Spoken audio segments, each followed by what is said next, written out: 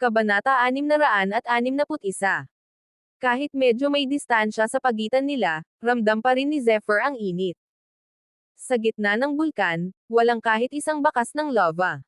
Sa halip, ito ay isang napakaitim na malalim na hukay. Hindi man lang makita ng isa ang katapusan nito, ngunit sa madilim na kadiliman, paminsan-minsan ay magkakaroon ng kislap ng apoy. Maliwanag, may lava sa loob ng malalim na hukay na ito. Meow.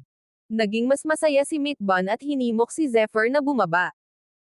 Malinaw, mayroong isang bagay na mabuti sa malalim na hukay. Swoosh! Dahil sa tiwala niya sa Meatbun, biglang tumalon si Zephyr at lumipad patungo sa malalim na hukay. Boom! Napasubsob lang si Zephyr nang sumambulat ang isang nakakapasong mainit na enerhiya. Buzz! Umikot ang bladed energy sa paligid niya. Bahagyang naningkit ang mga mata ni Zephyr. Binaliwala din ang protective true energy at bladed energy na double layer ng proteksyon. Gayunpaman, ang malakas na init kanina ay hindi bababa sa 2,000 degrees. Ang ganitong temperatura ay talagang nakakatakot. Bukod dito, kahit hindi pa sumasabog ang isang bulkan, lumampas na ito sa temperatura ng isang ordinaryong bulkan. Malinaw na may mali dito.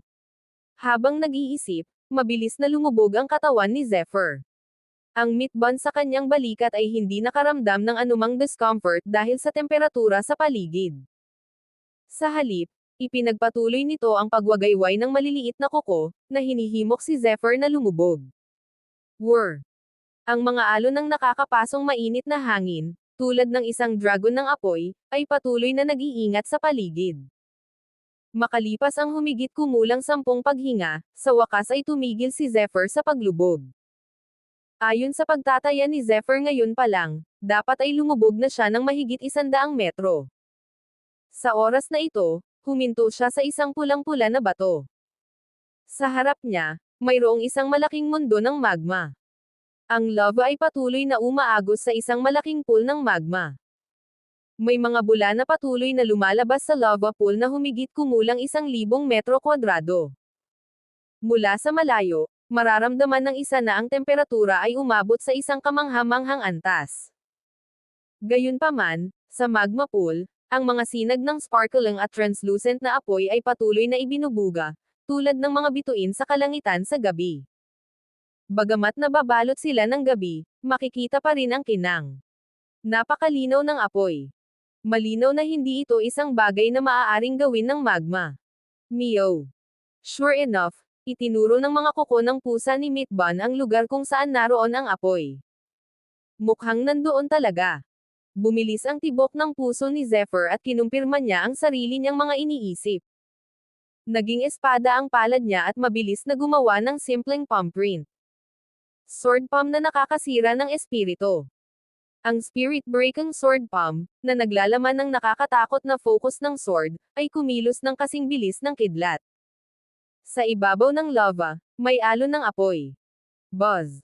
Napuno ng bladed energy ang hangin habang ang lava pool ay nahati sa kalahati. Buzz! Nang mabuksan ang magma pool, kitang-kita ang lahat sa loob. Sila ay kasing laki ng kamao na maapoy pulang mga bato, na bawat isa ay may kakaibang pattern sa mga ito. Ang pattern ay kumikinang sa apoy, na parang ito ay buhay. Ito ay isang nakapaso na bato ng araw. Agad na nakilala ni Zephyr ang pinagmulan ng bato. Ang Scorching Sunstone ay isang kakaibang bato na naglalaman ng kapangyarihan ng apoy. Karamihan sa mga ito ay lumitaw sa isang bulkan o isang lugar ng apoy. Pagkaraan ng daan-daang libong taon, isang malaking halaga ng lakas ng apoy ang naabsorb at nabuo sa isang tunay na nakapaso na bato ng araw. Ang ganitong uri ng bato ay lumalamon ng apoy sa loob ng maraming taon, kaya ito ay may kapangyarihan ng pag-aari ng apoy. Kabanata 662. Ang ilang mga martial artist na nagal-inang ng mga kasanayan sa pagtatanim ng ari-arian ng apoy ay magagawang doblehin ang kanilang bilis ng paglilinang kung humawak sila sa Scorching Sunstone. Higit pa rito, ang panloob na enerhiya ng apoy ng bato ay napakadalisay at maaaring makuha. Ang ganitong uri ng Scorching Sunstone ay may malaking pakinabang sa akin. Kahit na ang sinaunang draconic way na aking ginagawa ay hindi ang kapangyarihan ng ari-arian ng apoy, ito ay lubos na nangingibabaw at maaaring sumipsip ng anumang uri ng kapangyarihan ng ari-arian at gamitin ito para sa sarili kong paggamit. Napaisip si Zephyr. Ang tunay na enerhiya ni Zephyr ay direktang naging isang malaking kamay ng tunay na enerhiya at mabilis na humawak patungo sa Scorching Sunstone. Swoosh! Isang nakakapasong bato ng araw ang mabilis na sinunggaban ni Zephyr. Kasunod nito, isang mainit na enerhiya ang nagsimulang umikot ng mabilis. Sa mas malapit na pagsusuri, ang texture sa bato ay tila hindi ang texture. Sa halip, parang maraming buhay na meridian. Sa mga kamay ni Zephyr, ang mga meridian na ito ay patuloy na umiikot, sumisipsip sa nakapalibot na aura ng apoy at lumalakas. Ang evil breaking eye ni Zephyr ay direktang tumagos sa loob ng Scorching Sunstone. Sa loob nito, kumalat ang mga bahid ng nakakapasong mainit na enerhiya, at sa gitna nito ay isang malakristal na apoy na kasing laki ng mata ng dragon. Ang Flame Fusion Body ang asensya ng apoy. Kinailangan ng 100 taon upang matipon ang kakanyahan. Ito ang tunay na halaga ng Scorching Sunstone. Kitang-kita ni Zephyr ang aura ng apoy na sumasayaw sa hangin habang sila ay nagtitipon. Nararamdaman pa niya ang dalisay na enerhiya sa loob. Meow. Ang meatbun sa kanyang balikat ay direktang iniunat ang mga kuko nito at hinawakan ang nakapaso na bato ng araw na kasing bilis ng kidlat. Pagkatapos, bahagyang tinapik-tapik ng iba pang matutulis nitong kuko ang ibabaw. Kaagad, ang mga marka sa ibabaw ng Scorching Sunstone ay mabilis na kumislap, at pagkatapos ay sunod-sunod na lumitaw ang mga bitek. Muli nitong ikanaway ang mga kuko ng pusa nito, at direktang nabasag ang Scorching Sunstone, at mabilis na lumipad ang apoy. Ibinuka ng meatbun ang maliit nitong bibig at mabilis na nilamon ito. Meow. Meow. Patuloy itong sumisigaw, at ang mga mata nitong puno ng tubig ay naningkit sa sobrang saya. Malinaw, marami itong nakinabang mula rito. Maging si Zephyr ay kailangang maging maingat upang mapino ang katawan ng nakapaso na Sunstone. Gayunpaman, ang meatbun na ito ay direktang nilamon. Nang makita ito, si Zephyr ay hindi nakaimik ng ilang sandali at naging mas interesado sa pinagmulan ng taong ito. Ang swerte mo. Kahit na ang bawat isa sa mga bato ay nagkakahalaga ng 3,000 puntos, hindi ito pinansin ni Zephyr. Pagkatapos ng lahat, ang lahat ng ito ay natagpuan ng meatbun. Swoosh! Gamit ang isa pang kaway ng kanyang palad, naglabas si Zephyr ng isang malaking kamay ng tunay na enerhiya, agad na inabot ito at hinawakan ang natitirang Scorching Sunstones. Umuungol. Nang si Zephyr ay nakakuha ng halos 12 bato, isang mahinang dagandong ang biglang lumabas. Rumble. Sa susunod na sandali, gamulong ang magma pool. Pagkatapos, lumabas mula sa pool ang isang malaking halimaw na may taas na 30 hanggang 40 metro. Isa itong halimaw na puno ng apoy. Mukha itong butiki, ngunit kumikinang na parang apoy ang kaliskis sa katawan nito. Ibinuka nito ang mabangis na bibig. Sa paglunok at pagbuga nito, makikita ang mga tipak ng apoy na umaagos. Sa oras na ito, ang kabilang panig ay nakatitig kay Zephyr gamit ang mga mata nito, at ang mabangis at nakakabaliw na liwanag ay partikular na malinaw. Kabanata 663. Hindi pa rin makatiis. Bahagyang ngumiti si Zephyr. Sa epekto ng Evil Breaking Eye, matagal nang natuklasan ni Zephyr na mayroong isang malaking tao na nakatago sa ilalim ng magma pool. Isa itong mutant butiki. Sa hitsura nito, makikitang sumailalim sa mutation ang kalaban dahil nasipsip niya ang kapangyarihan ng apoy. Gayunpaman, ang kabilang partido ay malinaw na medyo bata pa. Kaya naman, hindi pa talaga ito lumaki. Kaya naman, ang lakas nito ay tulad lamang ng isang ranggo ng 4 na mabangis na hayop. Sa antas na ito, hindi matatakot ngayon si Zephyr. Tulad ng inaasahan ni Zephyr, ang mutant salamander na ito ay talagang nakatago sa ibaba. Kahit na gusto nitong patayin si Zephyr, karamihan sa mga mabangis na hayop ay matalas. Natural na maramdaman nito na may malaking kapangyarihang nakatago kay Zephyr, kaya dinala niya ito. Hindi na ito nakapagpigil ng makuha ni Zephyr ang mga batong ito. Kailangan kong makuha ang Scorching Sunstones. Sinulyapan ni Zephyr ang mutant lizard at nakangiting sinabi. Ayaw niyang patayin ang mutant na butiki na ito. Bagamat mabangis ang mga mata ng kabilang partido, napakalinis. Halatang hindi naman ito nabahiran ng dugo. Hindi ito isang mabangis na nilalang. Umuungol. Ang mutant na butiki ay nagpakawala ng galit na dagandong at mabilis na inatake si Zephyr na may mabangis na apoy sa bibig nito. Klang. Nakangiting tumayo si Zephyr. Iniwagayway niya ang kanyang mahabang roba at iginuhit ang marka ng Spirit Break ang sword palm. Buzz. Ang marahas na apoy ay parang isang mahabang ilog ng apoy, dala ang nakakatakot na kapangyarihan ng lava. Gayunpaman, sa harap ng Spirit Break ang sword palm ni Zephyr, ang mahabang ilog ay agad na nahati sa kalahati. Pagkatapos, hindi ito bumagal at tumama sa kalaban. Umuungol.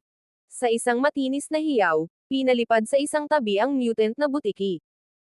Kalahating lang ang kukunin ko. Yung iba sayo. Nakangiting sabi ni Zephyr. Umuungol. Sa wakas ay pinili ng mutant lizard na sumuko. Kung tutuusin, kung umatake si Zephyr sa galit, baka mamatay talaga ito. Swoosh! Ikinumpas niya ang kanyang kamay. Sa oras na ito, ang mutant butiki ay hindi na nahihirapan. Nakahiga ito sa isang tabi na masunurin at tumingin kay Zephyr ng may awa upang kolektahin ang Scorching Sunstones. Walang masyadong Scorching Sunstone niya dito. Matapos mangolekta ng mga 30 hanggang 40 na bato, nagpasya si Zephyr na huminto.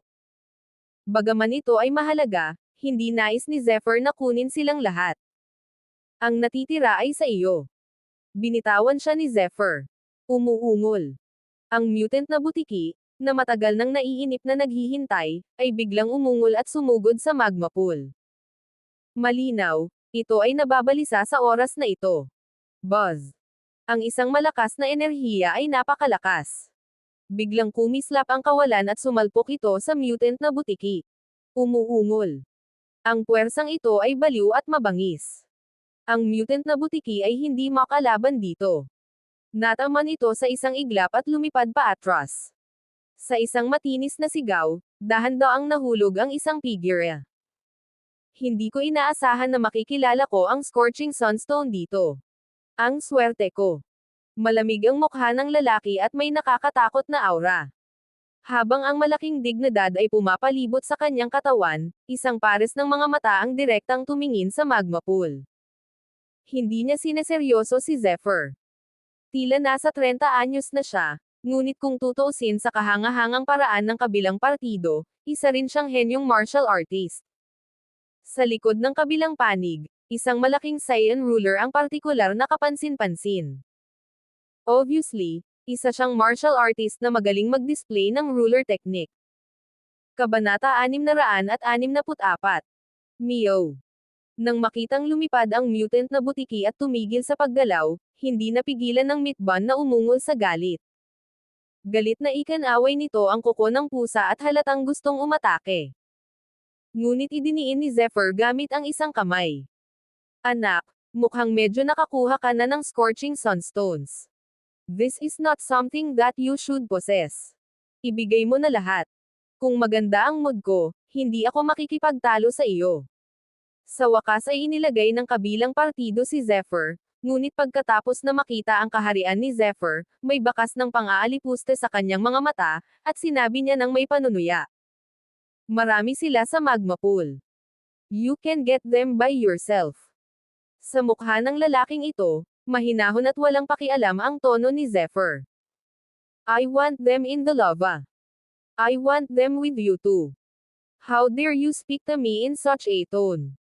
Humihingi ka ng bagbog. Sa hindi inaasahang pagkakataon, sumalakay ang lalaki pagkasabi niya nito. Sa sumunod na sandali, naging seryoso ang Void, at ang palad ng lalaki ay diretsyong umindayog patungo sa mukha ni Zephyr. Kung ang sampal na ito ay tumama sa kanya, siguradong madudurog ang pisngi ni Zephyr. Sa kanyang mga mata, Biglang kumislap ang sinag ng Diyos, at ang mukha ni Zephyr ay naging sobrang lamig. Swoosh! Boom! Sa malakas na tunog ng pagpunit. Sa layong 12-12 metro, ang sampal na may matinding lakas ay lumapit kay Zephyr sa napakabilis na bilis. Ang lumiligid na evil energy at naglalagablab na aura ay mabilis na gumulong sa espasyong ito, na bumubuo ng isang malaking alon. Nagbago ang mukha ni Zephyr. Swoosh! Biglang tumigil ang figate ni Zephyr. Sa espasyong ito, maraming natitirang anino ang iginuhit at agad na nawala. Emph! Gayunpaman, isang malamig na singhot ang lumabas sa bibig ng kabilang partido. Ang sampal, na parang anino, ay sumunod kay Zephyr ng hakbang-hakbang. Magwala ka. Ang tunog ng kulog ay lumabas sa bibig ni Zephyr. Klang! Ito ay tulad ng isang mahabang espada na tumatawid sa hamog na nagyelo. Ang spirit-breaking sword palm ay kumilos ng kasing bilis ng kidlat. Buzz! Kitang-kita ang simple at walang palamuti na print ng palad. Ito ay maliit at katangi-tangi, ngunit may malaking kapangyarihan. Ang palad na pinalapot ng kanyang tunay na enerhiya ay nilaslas ng print ng palad at nabasag sa mga piraso. Pang! Huminto ang kanyang katawan 100 metro ang layo. Naging seryoso ang mukha ni Zephyr. May lakas ka nga. Pero 30% lang ng lakas ko ang ginamit ko ngayon. Ang lalaki ay may bahagyang lamig sa kanyang mukha, at ang kanyang mga mata ay puno ng Diyos Ray, nakalock sa Zephyr. Pero, kailangan mo pa ring mamatay. Tandaan mo, pinatay ka ng pinuno ko. Klang! Pagkababa ng boses ng lalaki ay bigla siyang gumalaw. Mabilis na lumitaw ang malaking Saiyan ruler sa kanyang likod, at isang malaking anino ng ruler ang lumipad patungo kay Zephyr Khan. Humph! Ang taong ito, nakilala sa pinuno, ay talagang kasuklam-suklam. Bigla siyang sumabog nang magsalita siya. Kung ordinaryong martial artist si Zephyr, siguradong nahuli na siya. Ang kanyang mga aksyon kanina ay naging sanhi ng labis na pagkamuhi sa kanya ni Zephyr. Ang spirit-breaking sword palm ay mabilis na nakakuha ng maraming magagandang marka. Sa kawalan, ang mga sinaunang palm print ay lumipad pataas at pababa, na bumubuo ng isang malaking hugis espada na enerhiya, na mabilis na nagbanggaan sa isa't isa ng higit sa 12 beses. Bang! Sa isang banggaan, naghiwalay muli ang dalawa. You've got some tricks up your sleeve. Nasa level 6 agility ka lang, pero ang dami mong nakaharang sa mga galaw ko. Sapat na iyon para ipagmalaki ka. Bahagyang gumalaw ang mukha ng lalaki habang malamig na tumawa. Kabanata 665. Ang lakas ng Ruler Master na ito ay higit sa level 9 agility. Natural, kwalipikado siyang magsabi ng mga ganoong salita sa harap ni Zephyr sa level 6 agility. Gayunpaman, iyon ay para lamang sa iba. Matapos marinig ang mga salita ng pinuno, bahagyang itinaas ni Zephyr ang kanyang kilay at mahinang sinabi. Kasing galing mo ako. Ang mga salita ni Zephyr ay nagdala ng panlasa ng isang matanda. Ang mga salitang ito ay agad na naging sanhi ng lalong pangit ng ekspresyon ng lalaki habang dahan-daang hinawakan ang malaking berdeng ruler sa kanyang kamay. Nang ang kanyang pagpatay ay napuno ng hangin at siya ay malapit ng umatake. Umuungol. Isang nanginginig na dagandong ng tigre ang narinig. Ang tunog ay sapat na malakas upang niyanig ang langit at lupa. Sa sumunod na sandali, isang marahas na figure ang sumugod sa kanila. Ang kanyang katawan ay parang isang mabangis na tigre, at ang kanyang momentum ay yumanig sa kalangitan. Matipuno ang lalaki at mabangis ang mukha. Puno ng hinanakit ang kanyang mga mata habang nakakulong kay Zephyr. Nang makita niya ang bagong dating, agad na napuno ng pagkabigla ang puso ni Zephyr. Hindi niya inaasahan na lalabas talaga ang lalaking ito sa lugar na ito. Gayunpaman, sa parehong oras, ang kanyang puso ay lihim na naging maingat. Ito ay dahil ang bagong dating na ito ay walang iba kundi ang pinuno ng 7 Killings of Blood, Tu Yi. Ikaw pala. Nang makita ang hitsura ni Tu Yi, agad na nagpadala ng voice message si Ruler Master. Sa tono niya, parang nakilala niya si Tu Yi. Ruler Master. Hindi ko inaasahan na makikita kita dito. Ang boses ni Tuyi ay nagbigay ng isang uri ng kakilakilabot na puot, tulad ng isang uhaw sa dugo na tigre na nagising. Bagamat nagsasalita siya ay nakatutok ang mga mata niya kay Zephyr. Itong batang ito. Gusto ko siya. Muling nagsalita si Tuyi pagkatapos sumulyap sa Ruler Master. What a coincidence. Naasar din sa akin ang batang ito. Ang ruler ay gumuhit ng isang berdeng glow habang ang ruler master ay nagsalita na may madilim at malamig na ngiti. Ganun ba? Malas talaga ang batang iyon. Isang have to kill him and cut off his flesh piece by piece. Lalong naging kakilakilabot ang mukha ni Tuyi. Ang kanyang mga mata ay parang masasamang espiritu habang nakatitig ng masama kay Zephyr. Sa pag-iisip ng pagkamatay ng kanyang kapatid na si Tucci, halos mabaliw siya. Sa makatuwid, pagkatapos na ikalat ng Golden Poisonous Biz, hinanap niya ang lahat ng paraan at sa wakas ay natagpuan si Zephyr dito. Kung ganoon, tingnan natin kung kanino ang buhay ng batang ito. Ngumisi si Tuyi. Swoosh! Habang nagsasalita siya, ang katawan ni Tuyi ay nakatungo na kay Zephyr. Para siyang demonyong tigre na may napakalaking lakas. Boom! Mula sa manipis na hangin, nagkaroon ng kulog sa kalangitan. Umuungol. Isang malaking anino ng tigre ang gumagalaw na parang demonyong Diyos mula sa sinaunang 9 Serenities.